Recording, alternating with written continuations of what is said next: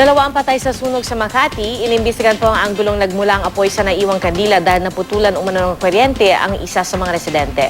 Balitang hatid ni Oscar Oida. Ganun na lamang ang panlulumo ng mga kaanak ni Danilo De Lubiar matapos makumpirmang kabilang siya sa nasawi sa sunog sa may barangay West Rembo, Makati City. Hindi agad natukoy ng BFP ang pagkakilanlan ng mga biktima dahil sa tindi ng tinamong sunog sa mga katawan nila. So hindi natin malaman kung lalaki o babae itong nasa taas.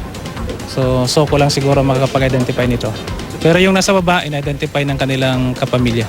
Kalaunan, kinilalang isa pang biktima na si Grace Quintanar na yakap-yakap pa ang kanyang alagang aso ng matagpuan. Naghihingi po ng tulong Ano sabi? Sige. na tulungan po siya, iligtas siya doon.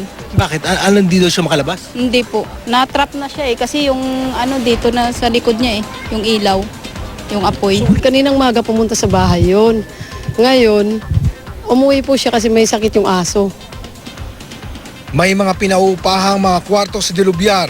Palibasa ay pawang mga yari sa light materials, mabilis na kumalat ang sunog sa mga kalapit na bahay. Malaki na itim na yung usok dun sa loob ng bahay namin. Wala na kaming makita. Ano yung ginawa nyo kanina nung maapoy nyo? Wala, dumaan na lang kami. Buti may gate kami dyan sa taas, doon na lang kami dumaan lahat. Ang mahirap pa niyan, bukod sa makipot, nababalot na rin ng makapal na usok ang mga daan palabas.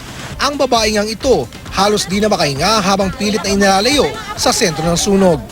Tumagal lang isang oras bago ganap na naapula ang sunog na umabot ang alarma sa Task Force Alpha.